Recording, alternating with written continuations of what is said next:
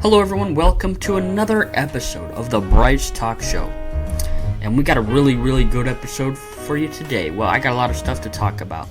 So, first of all, I'm going to talk about iOS 27 and my thoughts about it so far, because I've been on the beta since June, and now the public beta just got released, but I snuck my way into the developer beta just to see how it was, and I'm still on it. And you know, my thoughts and everything about it, and yeah, you'll get to hear all that on the Bryce Talk Show. And I'm also going to be talking about the 4th of July celebrations and what that was like. And it's going to be great. So if you enjoy, please subscribe, please share, and leave a comment. And let's get the episode started. So I'm actually going to talk about the 4th of July, because we just had America's 250th birthday, which was huge, right? Everybody's been talking about it. You know, you had the ball drop in New York, pretty big stuff, and it was kind of cool to watch the America 250 coverage on Fox News, and all the events. They had a weather delay because of all the thunderstorms and stuff at night, so all the festivities were postponed, which I was kind of glad about, because I was just out partying on watch fireworks at Grove City High School. Well, not at the high school, but across the street from the high school. Just decided to go. It was me, my sister, and her boyfriend that was there, and then my mother wanted to come for the ride, so it was a good time. So, good thing by the time I got back, all that stuff happened, and the president started talking, and the fireworks happened. And yeah, that's kind of really good. You had a girl and a dude covering songs during the fireworks. Now, as for me, so the day before, so on July 3rd, you know, I took a trip to Grandma's, and my biological father and I did fireworks a little bit. You know, he got stuff at Prism. I got firecrackers at TNT Fireworks when I took a trip to Dayton, to Huber Heights, to check out Buc-ee's. But that was a week before. Pretty fun. And it's not as big as Tennessee, but it's still a hell of a fun time. I put some of the firecrackers in the fireplace, and my father actually went to Prism. There's a Prism fireworks store, and apparently they didn't sell those adult snaps. Now, I had these adult snaps, which I usually use year-round, anytime it's warm out and I feel like it. For those who are not familiar with the adult snaps, they are the bigger version of the bang snap, the pop-its. You throw them at the ground and they pop, but they're louder this time, which makes it a lot more fun. Apparently, they didn't have that shit.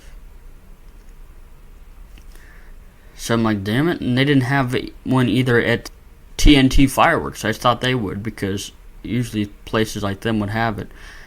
I know Columbus ain't gonna have them. Grove City, like I go to Phantom Fireworks, they never have those. And my father went and he called me and he's like, they didn't have the bang snaps.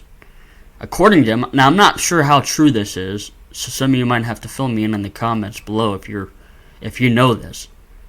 Apparently they had some law here in Ohio. I'm not about selling these things. I'm not sure if that's true, but if that is, then another reason to say to hell with this place. I don't even like you living here anyway. I'm not sure if that's true. It could be full of shit. I could be wrong. But that's what I heard. Or they just could. Many places are just not selling them. Because I mean, like there's nothing fucking wrong with these things. The only problem you would have is you might get stung by the gunpowder if you throw it at somebody or you're close to it. I think that's the only thing wrong if you get hurt or injured by it. I mean, I know the gunpowder stings, don't get me wrong. The gunpowder stings if you get hit by it, and that does not feel good. But 9 times out of 10, you're not going to get real injury unless you do something really stupid, which there are a lot of stupid people in the world nowadays. And I was going to bring them home after I went over there to do fireworks and shit, but they didn't have bang snaps. Now, so I did the firecrackers and Roman candles and mortar fireworks, 600 missiles, or however many. I got 700 firecrackers. He got more firecrackers. What I like to do, I do this all year round too. I get stuff not just for the 4th of July, but year round to do. Well, except for mortars. You use those for the 4th of July and all that. But firecrackers, generally what I like to do is throw packs of them in the fireplace. So if I ever want to have a fire, take the packs of firecrackers, throw them in the fireplace. I'm telling you, it's loud. And they all go off. And so anyway, but we did do that, and then we had the fireworks when it got dark. Did all the missiles, all the fireworks, all the. I was holding on to the Roman candles, letting the Roman candles go. I actually have a video which I do need to put up here on YouTube and put that together. But it was quite fun there.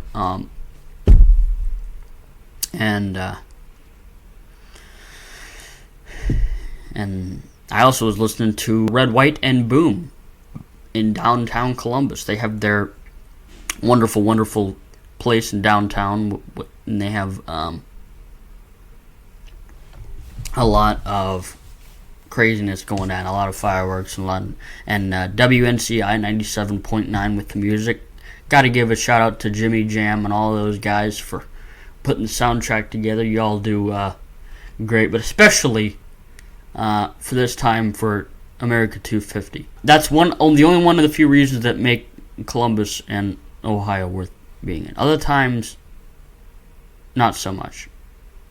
Fuck that, I prefer Florida instead, but some of you know that. But and of course when our home team, the Buckeyes, are playing football. But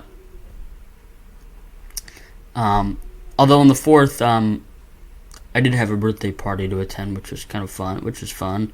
But we went to the Grove City for the fireworks, and it was pretty short. Maybe 20 minutes. I don't even know how long. Felt like it went slower, but it actually wasn't. It started like at 9:51 and ended like at 10:13, 10:14, because I looked at my phone, and I had it playing QFM 96 because they were doing a musical thing with the fireworks. QFM 96, 96.3 here in Columbus. The next night, on Sunday, people were still letting stuff off, so I got a nice audio recording of that. That was dope.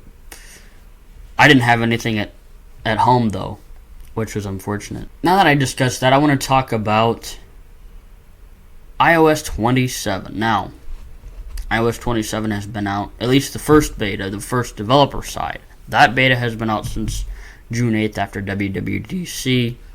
And a lot of what's changed, Siri has been improved so much with Apple Intelligence and the, she can actually interact more, answer more stuff. It's a lot. It's a lot. It's actually a good thing. And Siri has its own app.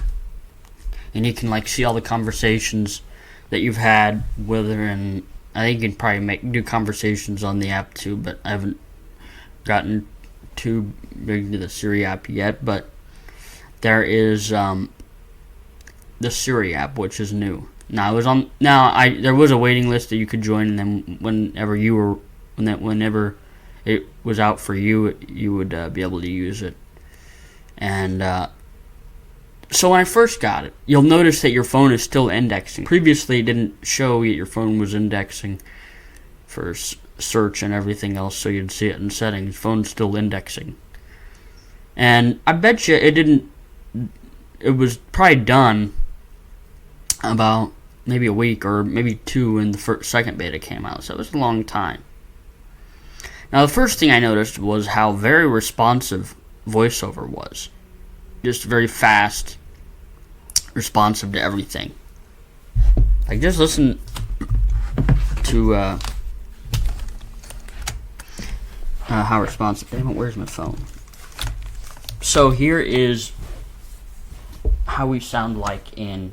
Oh, wait, I was too far from the chair, from my desk. That's my fault. This is how it sounds like with iOS 27. Maybe. Speech on, 4:13 p.m. Swipe up to the shortcuts. Swipe up to unlock. Shortcuts. Weather. Soon. News. Proved. Suno. 16 minutes ago. You see the Argentina match. Soccer ball. Flick camera. But show notifications. Button. Not zero. Like, it's very... it's different how it talks, but it's faster. Very, very fast, and it's actually a good thing. So it's fast. Another thing, yeah, the weather app got a little redesign. Kind of different to figure out when you first go. So if you ever use that, but I think for the beta side, they did pretty damn good with the beta. I mean, except for minor quirks, which is expected. But I think for the past two versions, like 19 and 26, they've been pretty good betas, and this is the same way. I mean, very little issues, which is good for a beta. There has been some minor quirks, and I'll talk about those. There was a time where, especially in the first beta, actually, when I couldn't send certain audio files. Most of them were long files. It wasn't long to where it would be like, this audio is too long. That would happen if it was like, I think the maximum is like 30 minutes or something now for audio. But it wasn't that. But it would just not send at all. So if I wanted to send like just a 13-15 minute audio, or it depends on what it is, and I wanted to send it and it wouldn't send. So, you know, I'm like, well, it always said send failure, and it wouldn't work. Then I figured if I just copy it to clipboard and paste it into a message, it will actually send with no problem.